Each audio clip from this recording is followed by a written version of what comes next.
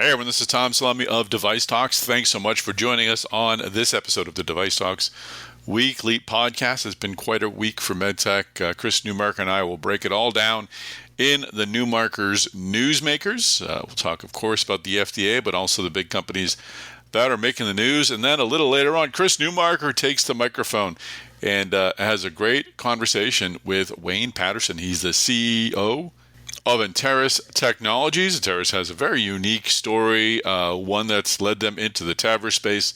And Chris and Wayne will unpack all of that. Before we begin this episode, I'd like to remind you that we'll be meeting in Boston on April 30th and May 1st at Device Talks Boston. Registration is still open. The early bird discount rate is expiring this week. So if you want to save yourself some money, go to DeviceTalks.com or boston.devicetalks.com to register. You'll save yourself a couple of $100. And we're meeting in Minnesota. Woohoo! Chris Newmarker and I have our little back and forth about Boston versus Minnesota, but I couldn't be happier to be back in the Twin Cities with Device Talks Minnesota. We'll be meeting there on June 11th at the McNamara Center. We'll be posting the agenda this week, the week that you're listening to this podcast. So keep an eye out on at minnesota.devicetalks.com. We've got a great agenda. It's a different event than our West Coast or East Coast events. It's not a large expo floor with some great content upstairs. It's definitely more of an intimate setting. It's going to be a great opportunity for folks to come and talk about MedTech, and we'll cover some of the issues that sort of blew up this week. So looking forward to seeing all of you there on June 11th at the McNamara Center. You can go to minnesota.devicetalks.com. Registration is open, and I can't wait to be back. So looking forward to that. We have no Device Talks Tuesdays next week, but we'll be back on March 4th with a presentation by S3 Connected Health. The title is Building Effective Data Strategies That Unlock the True Potential of Smart Connected Patient Devices. So we're diving right into the connected health space. Go to DeviceTalks.com to register for that. S3 Connected Health is one of our favorite sponsors. Really always have a great conversation with them. Bill Betton, who's Director of MedTech Solutions at S3, has forgotten more about MedTech than I can possibly ever learn. So I always walk away with a ton of knowledge in those conversations. So go to DeviceTalks.com to register for that virtual event. Again, it's happening on March 4th at 4 p.m. Eastern. That's our Device Talks Tuesdays. Other than that, I think we've covered it all. Thanks for joining us on this episode, and let's get all these great discussions started. Let's go. All right, you ready for this? Ready.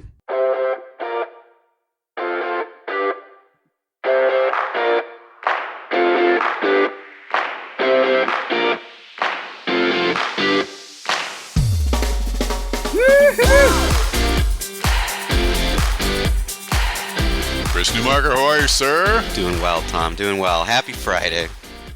It is. I'm happy that it's Friday. I'm not sure if it's actually a happy Friday. Although bad stuff, I guess, can happen on Saturday and Sunday too.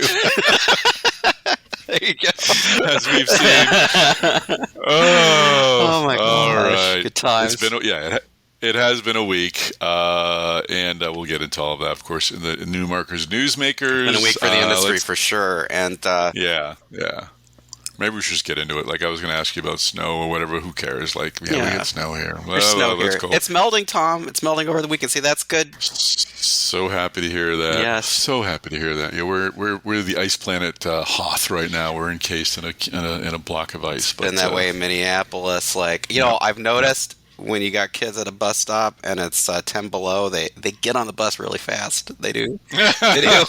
There's no dilly dallying. No, they do. Well, the tears will freeze in their face if they give them a hard time. It hurts. Wipe the tears. I love being out there the other day. It was like that, and one of the other dads was like, "It's kind of cold out here today," and I was like, Yeah, it's minus 12. He's like, oh yeah. He's like putting the hat on his daughter. All of a sudden, like, honey, get the hat on the head. That's right. Like, why did she fall over? Like, oh, their head froze. He's been holding it in his hand the whole time. Like, oh yeah, here, let's get that hat on your head. Now get on the bus. Go on. Like, how many fingers am I holding up? All right, good. Yeah, get on the bus. It builds character, Tom. It builds character. It's funny. Yeah, that's true. We have a lot of characters here in Minnesota. There are characters in Minnesota. There are characters in Boston, and there are characters for sure. That probably is one of the reasons why there's such great medical device hubs, because like only in places like that would you have people be like, I'm gonna like build something in my garage that used to shock people's hearts. That's what you get. Yeah, exactly. So I do recall Bakken worked in the basement. He did, like, it was hard. It's hard to have a garage startup in Minnesota. Plus, you got a good heater in the corner, or something. Yeah, that's a fair point. Are you having the rush on ice melt? Ice melt. Is there like there's the hardware store near me? Like when I drive by, if they've just got a new pallet of ice melt salt in, there's just like that scene from It's a Wonderful Life when they're all rushing the bank. I think that happens here. Yeah, I mean, or you just go to the hardware store and that stuff's all stacked up, and people are Oh yeah, no, we've had a bit of a shortage, so it's been a bit frantic. All the people on Facebook remind me of our toilet paper conversation. Oh yes, which we kicked off this podcast with. Don't trigger me, Tom. You're talking about the pandemic. 5 years. 5 years. Oh my gosh, man. Yeah. Time flies by when you're having a blast. This is great. That was our first stupid conversation about toilet paper. Conversation, yeah. Like, hopefully don't come back. Now it's just... First of many. Now it's just eggs. It's like, why are we like... All right, we won't get into eggs. Yeah, it's not good eggs. We'll get into the Newmakers, Newsmakers, Chris Newmarker. The Newmakers, Newsmakers, which, it's definitely been a week for the for the device industry, and has it, Chris? Yeah, I mean, yeah. What's number 5? Sorry, I'm interrupting you. We'll start out with some good news here. We got NeuroPace, plans to sell common stock to raise another $65 million. So that's some good news there. They've got a FDA approved RNS system for treating epilepsy, but it's definitely been a cool company to watch. Yeah, and this kid, Sean Hooley, I don't know if anyone's ever heard of him, but he's written a few articles for MassDevice. He writes a few stories on MassDevice, yeah. He wrote that the company expects to use a substantial portion of the proceeds to repurchase shares held by KCK. So NeuroPace is helping an investor cash out and also consolidating some stock. So I don't know what... There's reasons why companies do that. I'm not going to speculate as to why, because I don't really know what they are. I imagine it gives you a lot of leverage and control over your investor base, but maybe it makes future deals a little more easy to do down the road. There you go. Yeah. So some kind of like financial things going on there. So. Well, good for NeuroPace. That's one of those companies that I remember. That was probably one of the first medtech companies I remember writing about, or at least one of those. It was like I could understand what they were doing, and I was just marveled by it. I'm like, that is so cool. That is just so cool. So great for NeuroPace. The fact that you could take that like pacemaker like technology and use it to treat epilepsy. That's been like one of the really cool stories in our industry over the years. Absolutely. All right, Chris Newmarker, what is number 4 on this vaunted award-winning list? Number 4 on the list, this is some good news, too. We got Boston Scientific receiving a CE mark for its navigation-enabled Fairwave nav ablation catheter and Fairview software to go along with their FARAPulse pulse ablation system. And FARAPulse has been just a huge success for Boston Scientific. I mean, pulse field ablation is just a hot space, and really, it's just so much promise around the technology that this is a way of doing cardiac ablation for treating AFib that has less complications than the RF technology that's been used in the past, because it just it affects the heart tissue, but not the surrounding tissue as much. So speaking of our Wayback Machine, when we were talking about toilet paper, thinking back to a year or two after that, remember when two or so news stories would be Medtronic focused. Like they were just having a role of like they seem to be in the top stories almost week after week. I feel like Boston Scientific is taking that role. Like they just churning out a lot of news, a lot of good news. Yeah, they're churning out a lot of good news. They're on a winning streak, I guess is what I'm saying. Yeah. I don't want to endanger the streak by identifying the streak, but Boston's kicking some butt. Yeah. Boston Scientific is kicking some butt. Go Boston. There you go. I'm going to keep that video. You're going to record that. That's my ringtone, baby. Go Boston. You just say go Minnesota really quick, Tom, please? Please? No, it's just next, number three. Have I mentioned that Boston Scientific has a lot of workers around here? No. You have mentioned that once or twice, yes. But yeah, no, it's really cool. Like just I remember. I still remember. I loved CEO Mike Mahoney's talk at DeviceTalks Boston. Gosh, it's been 2 years now, like that we had that. But I mean, it was just like his talk about how they really wanted to disrupt surgery, with all these innovations in the cath lab, and I mean, they're really moving forward they're on a tear. So. And it looks like good news too, because I mean, getting cut open a ton doesn't sound good to me. So if you can, no, it does not. No, one does not want that to happen to them. All right, what's number 3 on the Newsmakers? Well, number 3 is PFA news as well, and that's we got. This is good news too. Johnson MedTech was able to resume VeriPulse sales, so they were like pausing, the sales as they investigated some. I mean, it looked like there was like some kind of, stroke-related thing going on, but they, and they investigated it and said they got to the bottom of it, and they're good to go again. So, I have noticed a lot of the analysts though saying that they thought this definitely that this was a setback overall though. So, and that, at this point, Boston Scientific and Medtronic are, really are the ones kind of like. Moving forward on this at this point, but we'll see. Johnson Johnson says that there's some advantages to VeriPulse. We'll see if that competition comes in. Abbott's planning to come in with their Volt system. So yeah, and a few others moving in. I mean, I think I don't have a lot of visibility on which technology will succeed and why, but it's certainly clear that Johnson MedTech needs this area. Needs to really score up some points in this area. And we talked last week about them wanting to spin out potentially the neurovascular business, and obviously the robotic business is moving along very slowly, but it is moving along. So I imagine they would like to rack up some points with cardio and with orthopedics.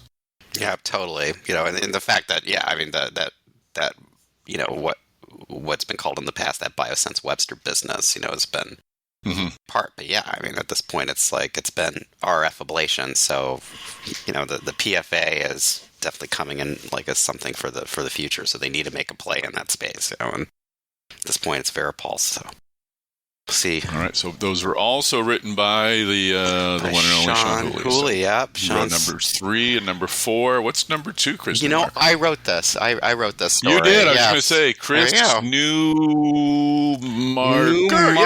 Yeah, that's me. So Medtronic had Medtronic had the markets were not excited about the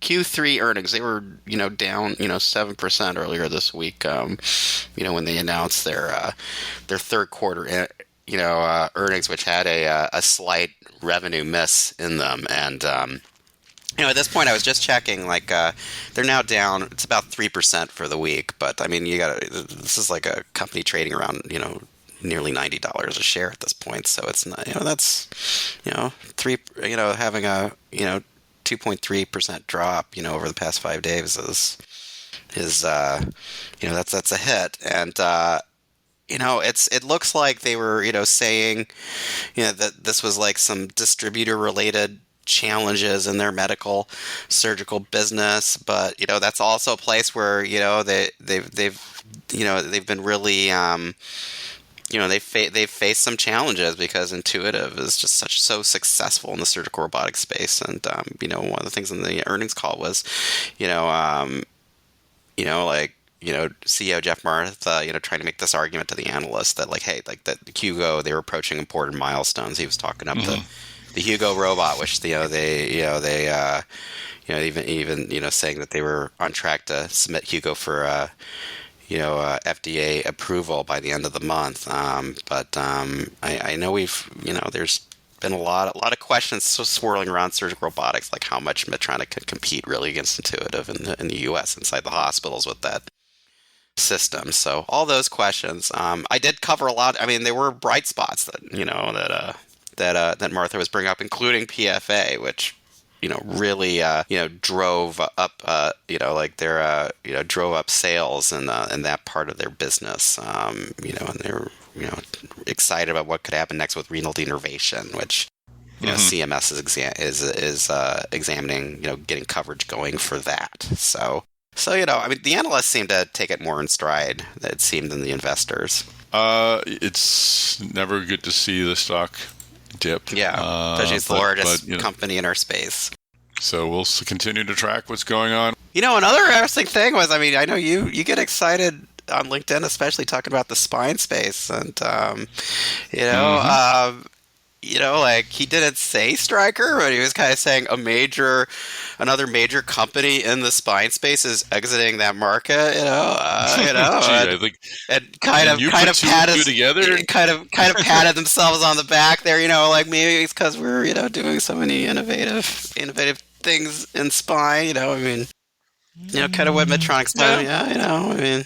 So I know there was some discussion on LinkedIn about that. I saw some people going like, I mean, but I like it. It's good seeing some competitive elbows being thrown. Yeah, for sure. Totally.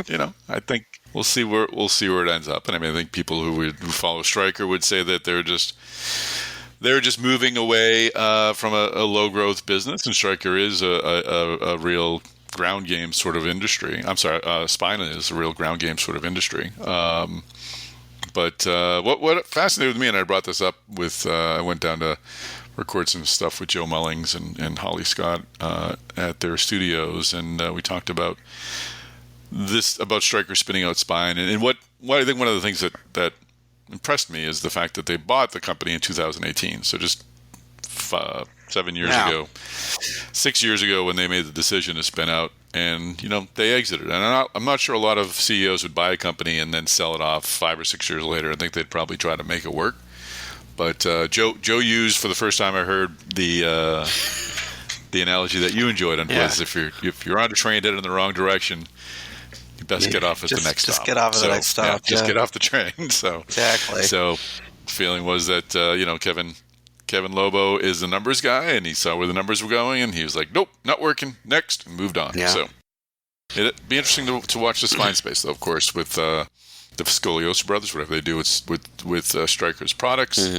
Globus acquiring Nevro last week, certainly bulking up in that space. And, of course, Medtronic coming with Deformity, and High Ridge, of course, with their portfolio, including their Tether scoliosis products. So, it'd be interesting to do a kind of a comprehensive who's competing in what area, because spine is there's so many variations of conditions that it's hard to track who's competing with whom on what specific area. But it'd be fascinating to look deeper into that. It sounds like a good report to get together on MassDevice. Like maybe we'll. We should start a media company. Me and you. We should. Yeah, what do you think? I think we should. Yeah. Do something in that space. We might know a few things about it. Like we'll see what we could call it MassDevice, and I could run DeviceTalks. And wow, wait, that's what we're doing. Wow, we're living the dream, man. We're living the dream. We are living our dream. Look at that. There we go. It's all. We manifested it, Chris. There we go. It's there. We just said it, and it happened. Brought it into being. Like, okay, people are just listening to this, going like, what are these guys doing? Enough of the laughter. Let's go on to number one on the Newmarkers Newsmakers. Well, like sad trombone sound. Yeah, exactly. Like it should be like NPR's Marketplace, and they're like saying the stock market had a bad day. You're sad. I was thinking The Price is Right when someone lost. That sound. Yeah. Anyway, I mean, what's number one? Chris Newmarker, written by Sean Hooley. Sean was really just wrapping up all the news that was out there earlier this week about About the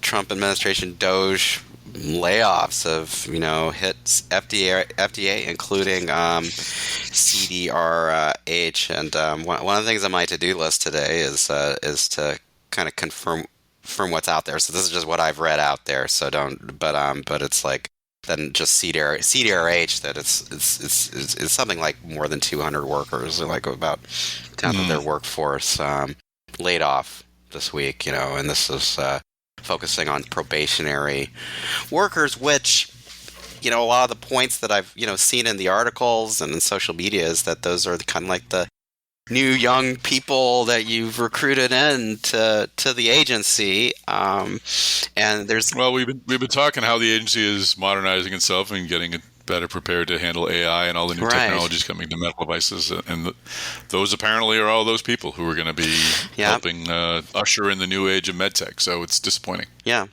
and AdvaMed, definitely, getting out there and saying that trying to make the point to the administration that this is actually that FDA is an essential element of the process, and getting medical technologies into the hands of doctors and patients here in the U.S. who need them. So, I mean, it's it's interesting, and I started covering this industry, like, my gosh, it's been like well over a decade now. Like, I mean, it was still, when I started out, it was still like that process of like, oh, you get that CE mark in Europe, eventually you get that approval in the US, and it was actually really cool over the years to see like FDA like really develop like a better, it seemed like a good relationship with the industry to, that was like, they were still really working to guarantee safety and efficacy, but we were getting the products first here in the U.S. Like that, there was this cool thing going on here in the United States that this was the place where you first got innovative medical technologies, and now we'll see what. I mean, it's gonna be. I mean, I think we'll have to really follow how like our approval is gonna slow down or things. I mean, you lay off that many people. I don't know. Well, so I mean, Dr. Michelle Tarver is still in charge at CRH, so that's good. So she's been had a good relationship with industry. Yeah. So hopefully the tone will remain the same. I mean, we've got a new head of HHS. Don't know at all where he's coming from, but that's nothing new. Hopefully it doesn't create a change of culture at the agency. But you're right. I mean, fewer people. If I go to a restaurant that I like and they lay off a good portion of their staff, and they serve me inferior food, and it takes twice as long to get to me, it's not a more efficient restaurant. It's a bad restaurant. So I don't know how you become more efficient with fewer people, especially in an industry that's becoming more complex. Yeah. You reached out to most of the big companies seeking comment. Did anyone get back to you at all? Anything? I've mostly frankly, I won't name names, but there have been declines, or like AdvaMed is, the one making comments about this. I mean, so, and, it's a tough spot. I mean, I know people have said to me that these medtechs need to speak out, but, Medicare is one of the bigger customers, and the FDA can certainly, slow things down to a halt, grind things to a halt. There are potential repercussions to being the only entity speaking out, so I understand the hesitancy, but on the flip side, I think the challenge we have is for medtech is we're still to a lot of people in the broader community a black box that people just don't understand. Right. Like they just don't. Pharma has an identity. I take a pill, I get a result. Medtech is parodied in movies. It has some individual success stories, but it doesn't have the general knowledge of the it isn't well understood by the general population. That's interesting too, because I mean, do you think medtech might have a challenge in this environment too, because it doesn't get lumped? Do you think it gets lumped in with pharma? Yeah, I think it does, or at least it's not even. I don't even know if it's. I think it's generous to say lumped in. I think it's just probably counted as part of that. part of that whole life-saving thing. And then pharma, unfortunately, it's the public's view of pharma was better during the pandemic, since if you believed in vaccines, but the pharma's had a bad rap to some degrees over the years, like people complaining about the high cost of drugs. But I don't know if we've confirmed this, but for the pharma side of the house and the agency at the FDA doesn't appear to be touched, at least not to the degree that MedTech was. Yeah, it's hard more to... cuts on the MedTech side. And again, that was David Fillmore at Micro Pathways, who's been covering the FDA for a couple of decades.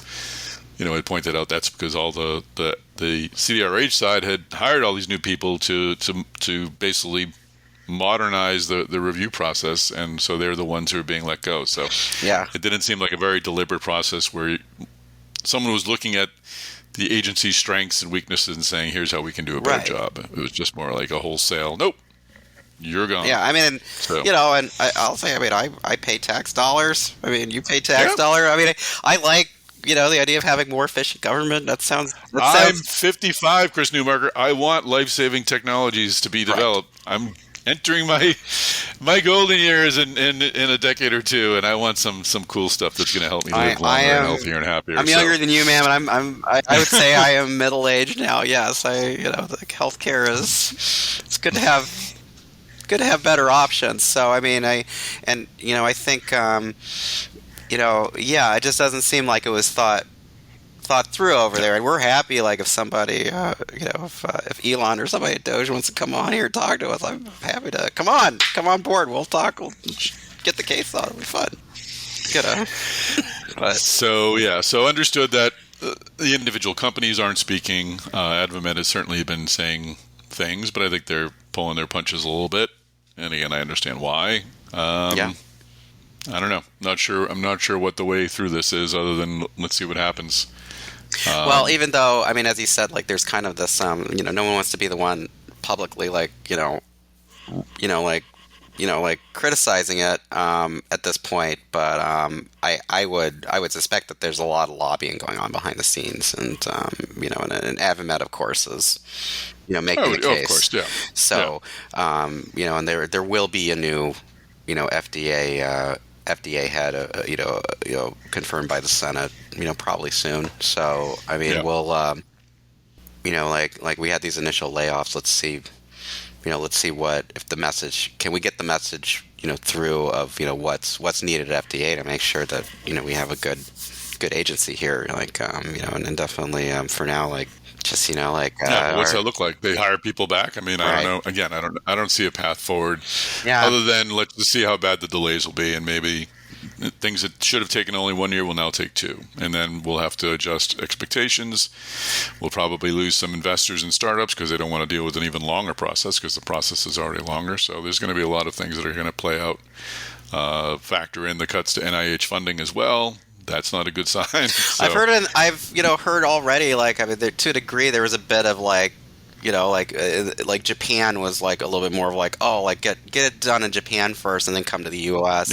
Yeah. We might be seeing more of that, or going back to those OUS days. Yeah. OUS days, or even the MDR in Europe's definitely really made things more strenuous to get approved in Europe. Yeah. But maybe they'll be compared to what's here, let's go back to Europe and go back to getting it done over there, and we'll see we'll see how it plays out. If anyone who's been cut from these positions, if you want to reach out to Chris or me on LinkedIn, and just if we can help, we can. We don't have a lot of resources, but we're always happy to let you know what we're hearing, and maybe we hear of companies that have raised money, or we can point you to news that Chris's team has reported that would help you speed your search. We're happy to be a resource, of course. Totally. So. And I would say one thing that I thought was really interesting and was just the amount. Usually an agency like the FDA, you don't hear from FDA people on social media. I know, right? And all of a sudden you're seeing all these people inside and former FDA people talking about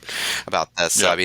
So, Sean's got a lot of that in his article. Yeah. Actually, a lot of personal stories. You go to MassDevice, there's a lot of that. And Robert Califf, the former head of FDA under previous administrations, was commenting a lot, about getting the word out about just what this actually what this actually means. So, I mean, it's Yep. yeah, it's tough news for the industry. Yep, for sure. All right, Chris On that Newmarker, happy not to end note, on a bummer, but here we go. here we go, It's going to be right? an interesting year. I mean, it's not bad for the news business. We'll have stuff to talk about. Yeah, well, So, let's have to talk about, but let's try to put some points on the board. here we go. All right. Thanks, Chris. Yeah, thanks, Tom. Take care, man. Oh, hi there. This is Chris Newmarker. I'm editor-in-chief of MassDevice and Medical Design Outsourcing. Welcome to DeviceTalks Weekly. Anteris Technologies is one of the companies in our industry right now with IPOs. IPOs are coming back, and Anteris, I'm talking here in late January, and Anteris actually ran the opening bell of the NASDAQ earlier this month. And I have here today CEO Wayne Paterson, and we're going to discuss Anteris's transcatheter heart valve technology, as well as their story, and why they took the IPO route. I mean, the company's DuraVar is one of the first transcatheter aortic valve replacements to use a single piece of bioengineered tissue. Wayne, welcome to Device Talks. Great. Thanks for having me, Chris. Yeah, great.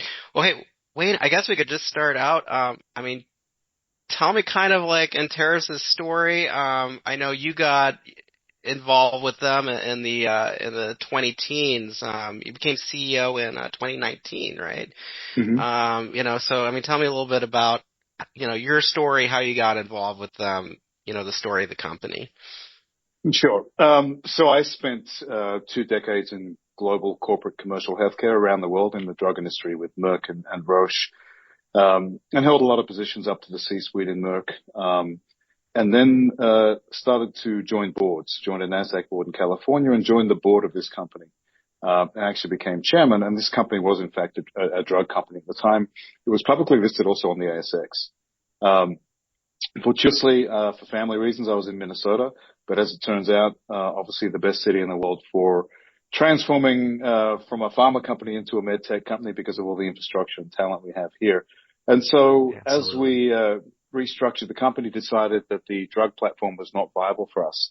I looked into the portfolio where we had a key technology, as you mentioned, the bioengineered collagen scaffold material, and it was being used for surgical repair, which is an interesting space, not overly big, but one where the technology maybe was less important, is very commoditized than adjacent spaces. And as it turns out, that collagen, of course, is the building block for valves for aortic replacement. And so we started by looking at what are the alternate uses for this particular material, which had pristine science around it, the best anti-calcification data of anybody out there over 10 years, for reasons that are very easy to understand when you look at the acellularity of nature of the tissue versus the decellularity of other tissues. And so I was really beginning that journey by saying, we've got this material, we can do more with it than just surgical repair. Tell me a little bit more about the material. I mean, what kind of material is it? I suspect it's either derived from cows or pigs. It's either bovine or porcine or and you're right. Yeah, you're right, Chris. And look, there are lots of these materials, I'd say, and the important thing is to understand what differentiates them. And critically for us, there's 55,000 patients with this material inside of them. Clearly not experimental in the surgical space. Now, the materials that people use for aortic valve replacements are either going to be porcine, as you said, or bovine. The majority of them are bovine collagen. And that collagen obviously has physical characteristics that are really important. They have flexibility. You can do things with them like, making a valve. And they tend to retain some of the normal characteristics of the valvelet in terms of their motility and ability to move. The downside of these materials, of course, is they're xenographic. So they're xenographed. They have elements of remnant DNA as they are coming from another animal. And that's generally scrubbed out during the process where you make them suitable to put into humans, as you also do the anti-calcification process. Now, the key difference between the ADAPT material and others out there, we've tested all of them in studies, is that it is acellular, meaning there is no residual DNA. And that's an important factor because DNA interacts, your immune system picks up on that over time. That causes inflammation. That's the precursor to calcification. And so the majority of other materials are decellularized. So that's a big difference in itself. That does not make it a TAVR or an aortic valve replacement, but it is an important building block. I like to say it's the price of entry. Physicians expect your tissue to behave and perform at a level where it's functional, where it has some durability, and where there's some data to support that. Too many of the tissues out there, I think, today don't have a lot of good data, but it's not something you can just wave a magic wand over and say, you know what, I'm going to make some tissue and make a valve. The design process for this tissue adapt took about 20 years by a bunch of physicians who were solving for calcification in surgery. So very clearly they landed on that. Now, of course, calcium is an important aspect of aortic stenosis. It's one of the driving factors of this disease. Yeah. So I recall when we were, talking before about the company, that, okay, so you join a CEO, they've got this material. They as you were saying, the initial idea was some kind of surgical, repair use, but that wasn't a huge market. I mean, tell me about your thinking. You kind of guided the company toward this. You pivoted them toward TAVR with this material. Yeah, so partly as I was chairman at the time and not CEO, you're kind of faced with making, decisions around investment thesis. You've got shareholders. We publicly traded on the Australian Stock Exchange, with a vast number of shareholders, some of them certainly here in the US as well. When you restructure the company, we got rid of the drug portfolio. It's like, okay, what is the investment thesis? Now, the ADAPT material, to be honest, I didn't certainly pick up on all the nuances originally. Other than that portfolio, they had been successful with their data. There were tens of thousands of patients, but it was not really the driver of a big investment thesis based on the revenue. And so that forces you to think into other directions, just purely because that's the role of the chairman, which is to say, what is the investment thesis and what else can you do with this technology? Given the science was pretty amazing, actually. And I always describe this as something I would find in a big company like Roche or Merck when you have technology at that level, not kind of sitting in a smaller company. The pivot for me, of course, is that we're in Minneapolis. I've got this material. We worked out it's the building block for valves. Okay, that's great. Yeah. And I originally thought, we're going to make the best valve out there that doesn't calcify because we've got the best anti-calcification material. And that's not what we did, because that material is a building block. It's the price of entry. And when I realized there are other spaces, of course, TAVR being very large, what also struck me about TAVR, is that it really hadn't moved forward in terms of technology in over a decade. The players in the market had largely remained the same, as had the market share. And, I was picking up all this information. I do have a family member who is an interventional cardiologist here in Minneapolis. So certainly that helped with some of my thinking, but it ended up being a bit of a no-brainer to say, well, we've got the building block and that's really the hard part, is to make that tissue and material. Let's have a look at whether we can make a viable, clinically better, aortic valve replacement, for physicians that would be transcatheter.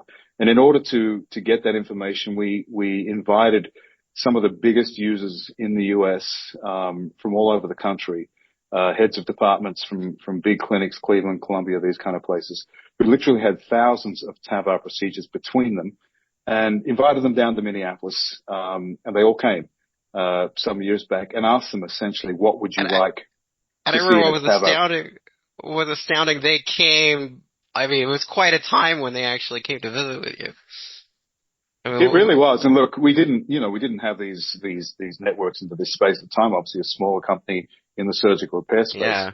But, I really followed the playbook, frankly, from my former life in the pharma industry, is how do you get physician buy-in at the starting point, which is to put together advisory boards with people who are meaningful. I remember they were coming, and it was like early 2020, right? So it was like the pandemic was really ramping up at that point. Yeah, and to get their opinions when you don't have the relationship, you've got to kind of stand there, which we did that day. Presented the tissue material and said, look, we're legit. We've got this tissue that is really high science, has been used in tens of thousands of patients, and we'd like to do more with that. And what does that look like for you? And look, these names, everyone in TAVR knows these names, so I won't quote them as individuals, but I can say there was some genuine skepticism in the room that day as to, well, that's kind of, interesting, but, what are you really going to bring us in the space. And I said, look, blank piece of paper. If you had, that blank piece of paper and essentially a blank check, what does a new TAVR have to look like? And of course, there's been other TAVR entries beyond what's in the market today, and they gave us some very clear feedback. One was clinically better, and the other one was around the delivery system itself. Yeah. So, I mean, because the material itself was a good, I mean, they all were like, this is a great material, good starting point. But, I mean, what did their input then drive you to do with that material? Yeah, so I think you're right with the tissue. It did give us legitimacy. And I think they came out of curiosity, they came out of interest, and were very happy to never come again if we were not legit. I think that's a critical point. And the tissue, the science behind the tissue, the way we articulated it, certainly showed that we were a serious company. We took science seriously. And they were, interested in that. Now, the big ask from the physicians was clinically better, whatever that is. And as I got into the valve and started to understand this space, I realized that, the way they've been talking about aortic stenosis, which obviously is a potentially fatal disease, with no pharmacotherapy, so there's no drug to treat it, and there won't be. Right. You're essentially switching out a piece of the patient's anatomy, which is the aortic valve. And as we got into this, I was realizing that the part that we put back inside of these patients does not look like the part you were born with, and does not behave like it. And that's what they're asking for when they say clinically better. I realized, let's say the market leading valve at the moment, does not actually take you out of aortic stenosis. Now, stenosis is measured essentially by a pressure reading called mean gradient. Right. And they calibrate that, and 40 to 50 millimeters of mercury is severe, which is when patients used to get treated. And in the 5 to 10 millimeter range of mercury is the pre-disease state. And the current devices were not getting you into that pre-disease state. They were leaving you in mild disease. And that's largely a function of the lack of anatomical and physiological correctness of these valves. So they're not anatomically or physiologically correct, and therefore they have problems with flow, and they just don't work as the one in your body would. Now, to the credit of the companies that launched those products, they were not brought out for the kind of patients they treat today. And if you talk about TAVR today, it is a very different discussion to TAVR 5 years ago or 10 years ago. Because 5 or 10 years ago, very senior patients, basically patients that are too weak to get an open heart surgery, because that's where, the regulators such as the FDA were like, we're open to, that technology starting. But yeah, now we're seeing expand like to all kinds of patients populations. And you're spot on, Chris. And I think, if I go back to that point, you're talking about essentially someone who's 85. It's a high risk patient. They were calibrated by age, but essentially around that age, who had no solution. This is a patient who you cannot perform a thoracotomy on. That's why they're high risk, meaning there's a high risk of death or mortality on the table. And so they couldn't have a surgical valve, which is your alternative. So TAVR did a wonderful job of solving for that problem. And that was a discussion way back when. And that patient will literally be dead in 2 to 3 years anyways after that for a bunch of other reasons, comorbidities. Didn't probably need pre-disease hemodynamics, didn't need longevity in the valve. And there's a bunch of other problems with these valves, largely around laminar flow and things that we now understand because they have been treating younger patients, as you said. And that has changed the dialogue in TAVR around this disease to what, even when we started this discussion with physicians way back when, they really talked about a valve that opened and closed. They talk about the mechanical properties of that valve and the mean gradient pressure readings, which is not enough when you're treating a younger patient. You now have to talk about the disease state holistically. What's happening to the left ventricle because of flow? What's happening in the aorta? It's not enough to talk about the valve. And so the discussion has moved along quite a lot. The science hasn't, essentially, with the products that were wonderful in the beginning to solve for the patients they were solving for, but never designed or imagined to treat the patients that are essentially the ones being treated today, with a mean age that dropped from about 85 to about 73 between 2020 and 2022. So that age, and continues to fall as we sit here. Yeah, when I look at the the TAVR that's out there right now, I mean, whether it's Edwards Sapien valves, are dominant. Medtronic has really broken in with their Evolut valves to a degree. There's definitely like companies with new technologies, that are coming in, such as JenaValve, which just recently, just analysts recently said they expect, an FDA, approval this year, and they're getting acquired by Edwards. But I mean, all these technologies I see, like, very sophisticated frames, wire frames, like, like around, tissue leaflets or some kind of engineered tissue. But I mean, how did you take that space then and, try to bring that to the next level of something that, as you said, like more naturally functions? Yeah. So there are two things going on in the market which fascinated me, with my background, which includes a lot of global drug launches, big ones, particularly in oncology, where I look at why does a physician use something and have done that a lot around the world. And the two things that are going on in this market are fascinating. One, these valves are an anatomical replacement, and yet they're not anatomically correct, right? So clinically, they have not the performance of your native anatomy, right. Put it that way. That's one thing. The other thing is the delivery technologies themselves. And you mentioned both Evolut and Edwards Sapien in the market. And that market share is essentially 65-35, 70-30 in the United States. It hasn't really shifted. And yet the Evolut valve does have better hemodynamics. As we're moving into these younger patients, that's becoming more important, of course. But the delivery systems themselves, what drives, the Edwards valve to be market leader when it has inferior hemodynamics to Evolut, is that it is more predictable to use. And every physician will tell you that. So this is a very physician-centric procedure, as you appreciate. They've got to be able to get that valve where it needs to go. And if they can't, that becomes a problem. And you could have the best valve in the world. If you can't land it, no one's going to use it. And we objectively have the best valve. Now, what we did was to take those two aspects, of which the physicians told us clinically better, meant that we had to change the valve design itself.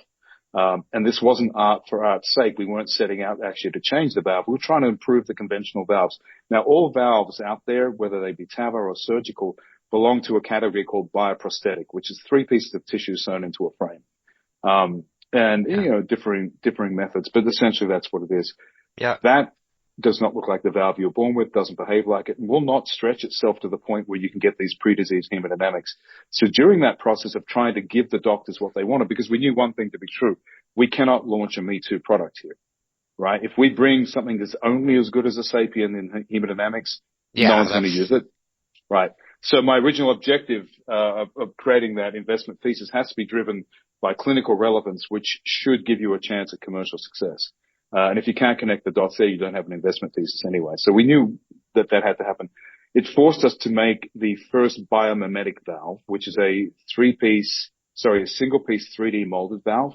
A lot less sutures, a lot more anatomically and physiologically correct. And in fact, we got to that 5 to 10 millimeters of mercury. We've got now 83 patients out there, consistent from patient 1 to 83 with those kind of numbers. But as a side effect that we weren't really looking at in the beginning, it also has very, very good flow, less turbulent flow. And turbulence, we now know, is the culprit in many problems that affect these valves, from wear and tear, degradation, to left ventricular hypertrophy. Yep. The pressure that builds up. Now, we've done experiments, physicians have done experiments that show that the TAVR valves, in some cases, have worse flow than an untreated stenotic valve. So not the mean gradient, but the flow displacement, flow reversal. None of them are normal, but DurAVR actually has been shown to have the same flow dynamics as a normal, healthy valve. We now know that's critically important, particularly when we start to look at things like left ventricular mass and the reduction of that, modifying the disease state. So we've seen 30% reduction in LV mass with our patients with our valve, and that is disease modification. So we're starting to talk a whole different language to how we treat this, this fatal disease as a result of how these valves work. And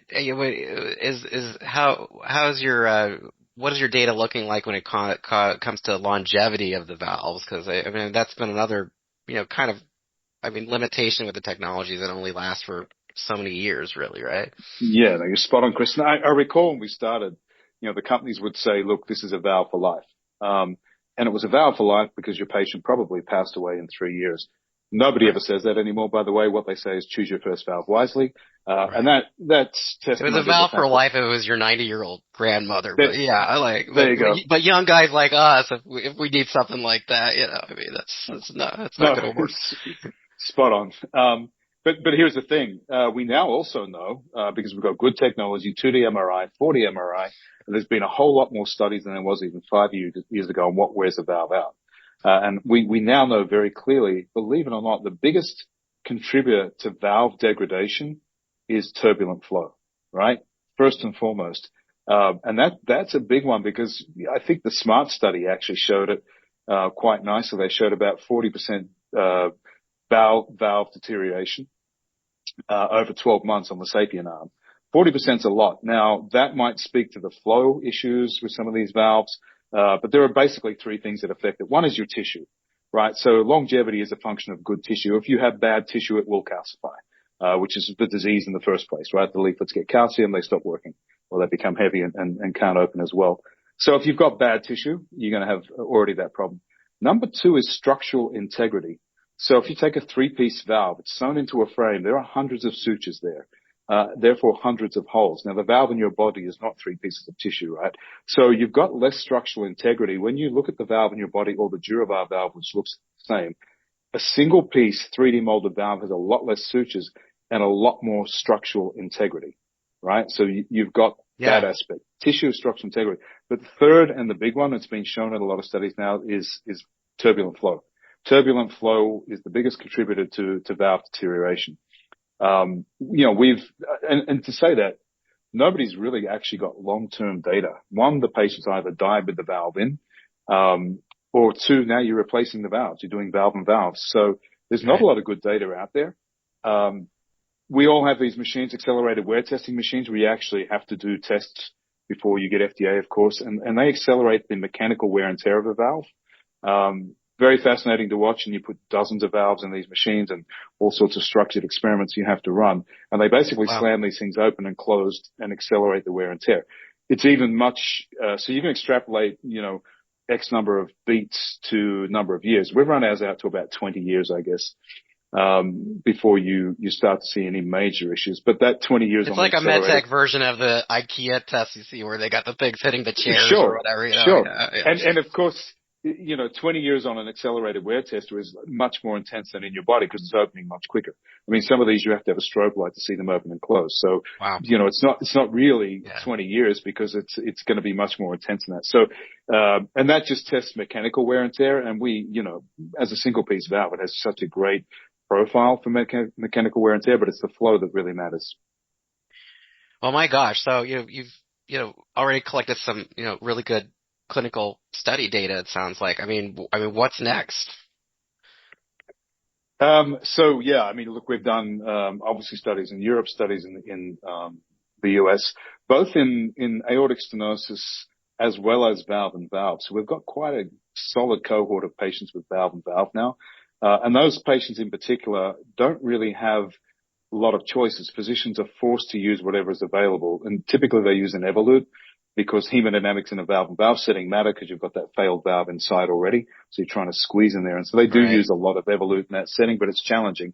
And so people reached out to us to ask us if they could use Duravar, which is obviously not a registered product, for compassionate use, which means it has to go through the regulatory authorities, and got that done. Now, our valve and valve patients are getting better hemodynamics than when they got their first valve, which is unheard of. They should be getting much worse when you get that second valve.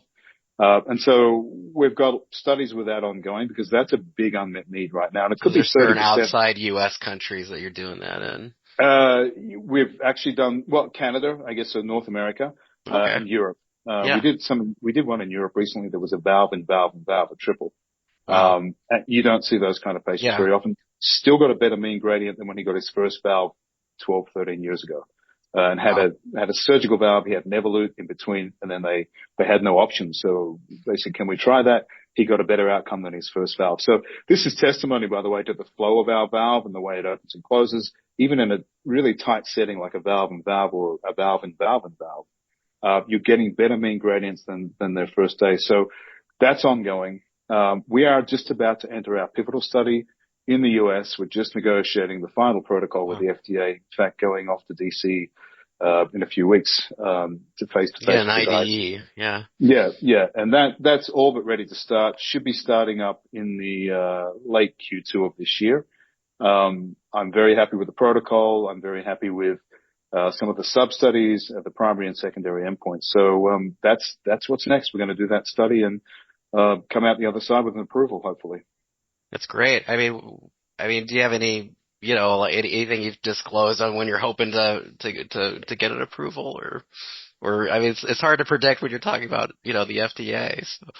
Yeah, no. Look, we have a great working relationship. I think it's a very smart, thoughtful team at the FDA. They've done, they do a lot of the TAVR stuff, obviously. And we're supported by some physicians at the highest level as well who help us in these discussions. That's great. Of course, but we have a very respectful, very collegiate relationship, and we listen a lot. And again, it comes from, the relationships you build over 2 decades with these guys.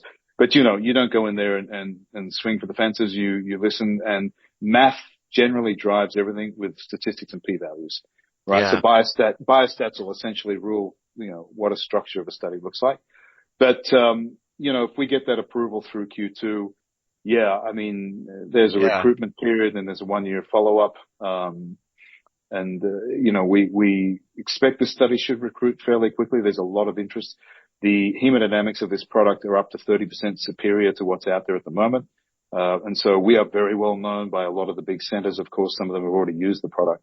So there is a huge interest to get this study going. The study co-chairs are Mike Reardon, and Marty Leon. It's the first time these two gentlemen who are world leaders have come together to co-chair a study. And so there's a lot of good things going on here. Yeah. But we're very excited. I think a lot of physicians are very excited to get underway here and extrapolate what is now 83 patients with good data, to be able to use that in their own clinics and give patients better outcomes, I think is, obviously something physicians really want to achieve. Yeah. So it sounds like you're kind of moving on a timeline where, you could potentially see FDA approval, like maybe, by the end of 2026 potentially Yeah. I mean, every one of these, studies has a 12-month follow-up. So it'd be more into the 27 timeframe, but certainly, we're in a very close window of, at least the way I view healthcare and approvals every, 2 or 3 years. 2 or 3 years is a short time. I think the development phase, can take a long time, and in pharma it can take up to 10 years. So we've gotten a lot done since 2020, put it that way. Yeah, we've had some fun blow by blow, discussions at DeviceTalks conferences where people go over 10 years of development and all these iterations. And, I mean, my gosh, with your own valve, I mean, how many iterations did you have to go through? I mean, how much, Oh gosh. I mean, it's a great question. I mean, obviously, and what I love about medtech, and I really had to learn this, is that failure doesn't mean a binary outcome. In the pharmaceutical industry, if a drug fails in development, fails in phase 2, or fails in phase 3, which can happen a lot, it's binary. You just park $1 billion you just lost, and the compound is shelved. And it happened to me 3 times in my career globally where something hit phase 3 and got shelved, and big companies. MedTech, you get to do all those iterations on the bench. We had these physicians in our labs in Minneapolis. They would come here. So we didn't just hear them once and then come back 2 years later. They have been actively working with us on both the delivery system and the valve, on the bench, obviously in the animal studies, in the cadaver studies, and of course, finally in humans, where we did have to iterate, because if we were trying to get clinically better, we didn't achieve it on day one, on the bench, right? Because we could measure those mean gradients on special machines that can do that for you. So you've got a good feel for where you're headed. And so there was a lot of iteration, probably a good 12 to 18 months before we started to connect the dots and get things right. And then there's a huge number of changes to get the frame right, to get the delivery system right. And that's the great thing about Minneapolis. I mean, our hometown here, where you're based as well, is just a gold mine for engineering talent, medtech talent, infrastructure, cadaver labs, animal labs. Decades of making medical devices, especially for the heart. It's 100%. And so I don't believe there's another city on the planet where you could have actually succeeded in what we did, because you just wouldn't have had access to all of the things you needed to have access to at the time. Yeah, I totally agree. I know my colleague Tom Salemi's in Boston. He might debate us on that, but he's not around, so we'll just go with that. Sounds good. Boston's a great town as well. Boston's an awesome town. I love Boston, but yeah, Minneapolis, we got a lot of stuff going on, so it's very awesome. I was interested. You said like the valve itself it's 3D printed molding. So you 3D print a mold, and then the valve is molded inside, using your collagen material. I mean, how does that work when you're like molding with a collagen material in something? Yeah, so that's really not easy. I guess I undersell that aspect of molding. Not everyone can do that. Not every tissue can do that, because we've tried. We actually learned that in the surgical portfolio. Now, surgical patch material made of the same collagen is essentially like patching a tire tube. You cut out a square and you'll put that on an aorta or a carotid or septal wall or whatever the surgeon can repair, and it works very well. There was an area in surgery where they were rebuilding aortic arches, and they use human aortas to do that sometimes. So we decided with our material, which was acellular, so we knew it was working well in surgery, to see if we could mold it into an aorta, so like a half pipe, because the human material was in low supply. Surgeons were telling us that naturally. And we did, and we managed to do it at scale at a commercial level. And a big part of, you have the anti-calcification treatment. That's one thing. You also have a process called cross-linking. And cross-linking is a chemical process where you're dealing with the fibers in the collagen. You measure things like flexibility as you go through this process. If you overdo it, you lose some of that Young's modulus, which you need in these valves, otherwise, or in this material. Otherwise, it won't behave like a human valve. And so our cross-linking process also enables us to 3D mold a shape and hold it. And that will hold the shape. Most tissues, it just falls back out, right? So you've got to make the mold. Then the manufacturing process is one where you've got to drape that material. If you look at our valve, if you look at a human valve, it should look like two hands praying. Now, Dr. Mike Reardon, who is running the biggest TAVR study for Medtronic, the low-risk study, always does this on stage. He talks about two hands praying, and that scalloping where you put your hands together is where you have the 3D molding. So it helps you with washout. It certainly helps you with coaptation. Now, if you look at a normal valve, it kind of hinges at the top. It doesn't look like a valve in your body, but a bioprosthetic valve, manufactured valve, snaps open at the hinges because it doesn't have that coaptation zone. This is a huge part of the limitations of those valves. And so that's fundamentally the difference. But not all tissue is created equal. That we've also learned through studies. So you can't mold every tissue. So not every tissue you're going to be able to get into that design. All of that said, we own the IP on this particular new class of valve biomimetic anyway. So, even if your tissue could do it, you're not allowed to copy it anyways. Oh, there you go. All right. That's why IP is always good when you're building a company. You were talking about catheter delivery systems. Anything you tell me just about how you work to innovate with that? Sure. This is a big one, right? Because the physicians, just about everything they do, by the way, is balloon based, right? So it's not unique to TAVR. In fact, the outlier is a self-expanding valve, which is, Medtronic, Abbott, and Boston. Using this kind of lack of a balloon, you're relying on the radial strength of the frame or the radial force of the frame to expand the valve as it comes out of the delivery system. And that's why they pop sometimes. Doctors describe them as unpredictable, is the common word I hear. That said, though, the Medtronic valve has good hemodynamics. Now, balloon technologies are evolving. And so if you look at the first iterations of balloon TAVRs, the technology in those platforms has moved forward quite a lot. Balloon technology, believe it or not, it's not just simply an inflatable device. It's how it's pleated, where the stops are on the balloon. Can you crimp a valve to that balloon or not? And so a lot of things actually have iterated. We're able to grab new technologies that weren't being utilized and, of course, use that IP. Of course, we had to have unique and novel IP as well. Plus, the physicians were working on these things in these really cool models where you insert it through basically a glass tube that resembles a vasculature. And we were playing with the pressures. How much can you inflate that balloon? Commissure alignment was something physicians were very clear that they wanted. The valve in your body has basically 3 points called commissures, and they are actually unique in the way they're positioned. So a surgeon, when he does a surgical replacement, will position the commissurals exactly where they were originally. It does apparently give you better hemodynamics and better longevity because you get better flow. With a TAVR device in the past, you haven't been able to necessarily get those commissurals lined up. Wherever you put it, I mean, it's obviously a lot more challenging when your hand's not in there. You come around the aorta, and wherever that valve kind of lands, that's it. If you manage to line up the commissurals, great. So we've got a predictable commissure alignment function, which actually allows you to get those commissurals right where they need to go. And something the physicians were very clear that they wanted if they were looking for improvements. A little bit more steerability on the catheter to get around the arch over the aorta and so on. So a lot of iterations around how that device works. But again, Yeah. I'm told this is the first physician designed from the ground up delivery system in TAVR. Wow. And again, we didn't just hand it back to them after 2 years. They were here, put them in the room with the engineers and the IP lawyers for that matter to make sure we didn't encroach on other people's IP. Yeah. And they went at it for 2 years.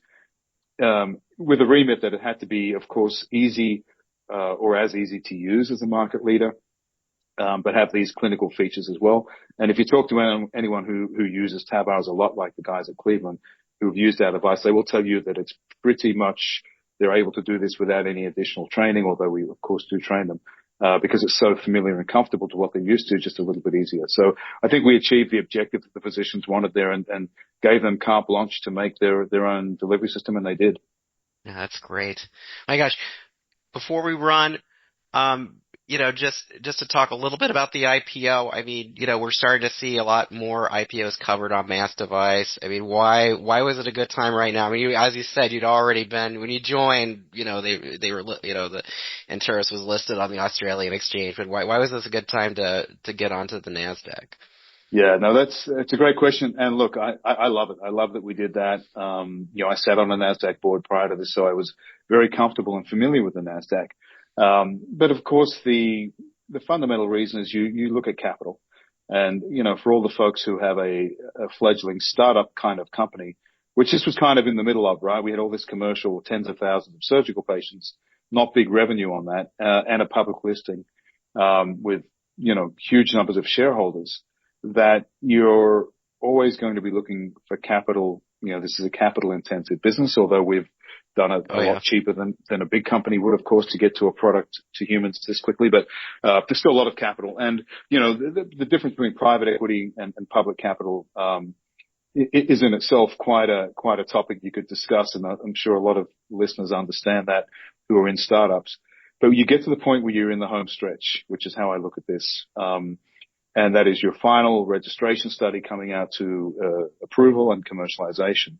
And there is a need for a capital surety. You don't want to keep doing these raises that probably I was doing on the ASX every 4 or 5, 6 months. You want to kind of get one and done, and make sure that you can fund, in our case, a full study. So we did that. But you've also got to be building those relationships with New York for years. I was really happy with the response. We were oversubscribed by 2.5. We have some of the best analysts covering us now. And of course, that matters. The credibility of Josh Jennings over at Cowen, Matt Mitzik, at Barclays. These two are very, very knowledgeable. And it matters a lot. We use their banks to help bank it. But the relationships with folks in New York have been 6, 7, 8 years now of folks who really wanted to invest in this. MedTech specific investors. They know the Edwards, the Medtronic stories. They know how to place our product, because that level of sophistication is there. They know how to measure our product. And so, the timing of all of that kind of converges. And then you're also looking at, if we need funding to commercialize, let's say we decide to go solo, which of course we can do. You want to kind of have that body of people behind you at that point, if that decision is the one we take. That's great. I mean, it sounds like one of the big takeaways that I'm hearing is that if you're, running a, young medtech company, I mean, develop those relationships with the, analysts and the bankers, even if you don't need them now, because that could give you that IPO option so that then your exit isn't just going to be an acquisition, which seems to be most of what we've seen in recent years. Look, if I had one single piece of advice for anyone in this position, raising capital is not easy, right? That's for sure. So you better have good science. You better have a story that's legit. There's no question about that. You better take a scientific approach to your product in terms of its novelty and uniqueness and clinical benefit.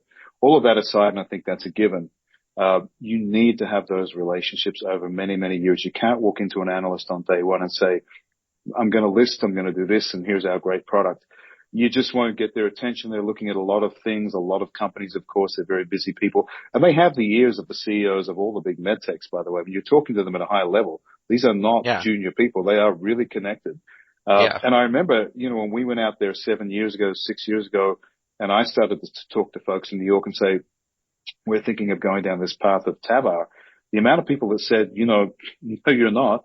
That's crazy. And of course, and that's fine. You expect that. I never took that personally. More a challenge than anything else to say, okay. Yeah. And of course, those are the same people, some of them, that banked this IPO who've watched you execute and watch you deliver. So you do have to build that cred. I mean, they're going to recommend your stock to some of the biggest funds out there.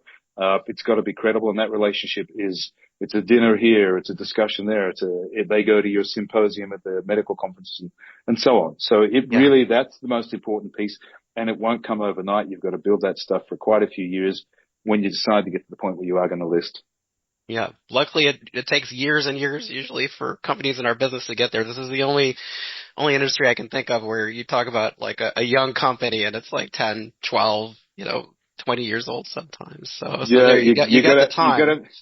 You got to have some patience, as do your shareholders, right? I mean, and that's the nice thing about medtech is it's so much more de-risked than biotech, because even though they both take time, if you've got a commitment to getting the science and making it, if you understand clinical viability is the first part, which leads to the chance of commercial success, then you're going to go down that road of not just making a widget or a me too, that's investable, and that will take time, but the risk of failure in medtech is much lower because you get the chance to iterate, compared to a chemical, which is binary. So, as long as you've got the vision, the plan, and execute, and you've got shareholders who are patient enough, if you've got the right approach, you probably should succeed. The chances are much higher, perhaps, than if you're in the biotech space trying to get from phase 1 to phase 3. Yeah, that's great. Wayne, excited to see what's next. So a pleasure to have you on Device Talks. Yeah, thanks so much, Chris. Really appreciated it. All right, well, that is a wrap. Thanks so much for joining us on this episode of the Device Talks Weekly Podcast. Once again, join us at Device Talks Minnesota. It's happening on June 11th at the McNamara Alumni Center. Join us at Device Talks Boston. That's happening on April 30th and May 1st at the Boston Convention and Exhibition Center. And join us on March 4th for our Device Talks Tuesdays with S3 Connected Health. Do us a solid, share this podcast episode on your social media channels. And when you do, connect with me, connect with Chris Newmarker, and connect with Kayleen Brown, our extraordinary managing editor.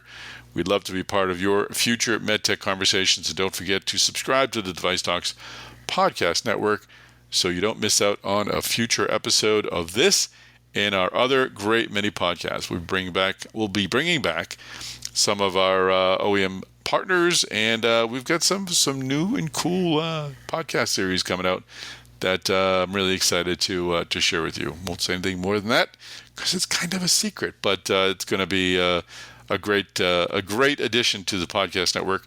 And if you have a story that you think should be told in a particularly new and engaging way, reach out to us. Just reach out to me on LinkedIn, or you can shoot me an email at tsalemi@wtwhmedia.com, and we'll just have a conversation. There's no obligation, but we love to hear great stories, and we love to find ways to help you tell them. So reach out to me. Of course, reach out to Kayleen Brown as well. Either one of us will set up a meeting, and we'll talk to you, learn from you, and tell you if we can work together on some great content. It'd be great to do that.